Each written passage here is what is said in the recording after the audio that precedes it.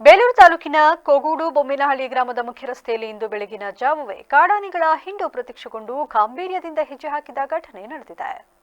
ಜನಸಂಚಾರ ಹಾಗೂ ವಾಹನ ಸಂಚಾರ ಆರಂಭವಾಗುವ ಮುನ್ನವೇ ಮುಖ್ಯ ರಸ್ತೆಗೆ ಬಂದ ಆನೆಗಳು ಕೆಲಕಾಲ ವಾಕಿಂಗ್ ನಡೆಸಿದ್ದರಿಂದ ಸ್ಥಳೀಯ ವಾಹನ ಸವಾರರು ಹಾಗೂ ಗ್ರಾಮಸ್ಥರು ತೀವ್ರ ಭೀತಿಗೊಳಗಾಗಿದ್ರು. ವಿಷಯ ತಿಳಿದ ತಕ್ಷಣವೇ ಸ್ಥಳಕ್ಕೆ ಧಾವಿಸಿದ ಅರಣ್ಯ ಇಲಾಖೆ ಸಿಬ್ಬಂದಿ ಕಾರ್ಯಾಚರಣೆ ನಡೆಸಿ ಆನೆಗಳನ್ನು ಸುರಕ್ಷಿತವಾಗಿ ಕಾಡಿನ ತಟ್ಟುವಲ್ಲಿ ಯಶಸ್ವಿಯಾಗಿದ್ದಾರೆ.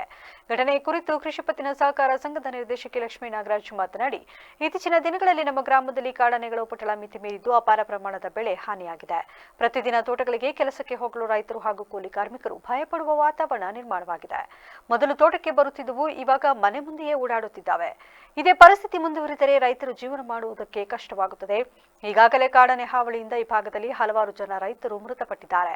ಅರಣ್ಯ ಇಲಾಖೆ ತಕ್ಷಣವೇ ಸೂಕ್ತ ಭದ್ರತಾ ಕ್ರಮ ಕೈಗೊಂಡು ಕಾಡಾನೆಗಳನ್ನು ಬೇರೆಗೆ ಸ್ಥಳಾಂತರಿಸಬೇಕು ಎಂದರಲ್ಲದೆ ಕಾಡಾನೆಗಳ ಹಾವಳಿಯಿಂದ ಮುಕ್ತಿ ನೀಡಲು ಶಾಶ್ವತ ಪರಿಹಾರ ಕಂಡುಕೊಳ್ಳಬೇಕು. ಸಮಸ್ಯೆಗೆ ಶೀಘ್ರವೇ ಪರಿಹಾರ ಸಿಗದಿದ್ದರೆ ಮುಂಬರುವ ದಿನಗಳಲ್ಲಿ ಅರಣ್ಯ ಕಚೇರಿಯ ಮುಂಭಾಗದಲ್ಲಿ ಉಗ್ರ ಹೋರಾಟ ರೂಪಿಸುವುದಾಗಿ ಚಿಕ್ಕನಹಳ್ಳಿ ಗ್ರಾಮ ಪಂಚಾಯಿತಿ ಮಾಜಿ ಅಧ್ಯಕ್ಷ ಹರೀಶ್ ಹಾಗೂ ಮಾಜಿ ಸದಸ್ಯ ಸುನಿಲ್, ಗ್ರಾಮಸ್ಥರಾದ ಮಹೇಶ್ ಹಾಗೂ ಟೇಲರ್ ನಾಗೇಶ್ ಮತ್ತು ಕೋಗೂಡು ಬೊಮ್ಮೇನಹಳ್ಳಿ ಗ್ರಾಮಸ್ಥರು ಎಚ್ಚರಿಕೆ ನೀಡಿದ್ದಾರೆ.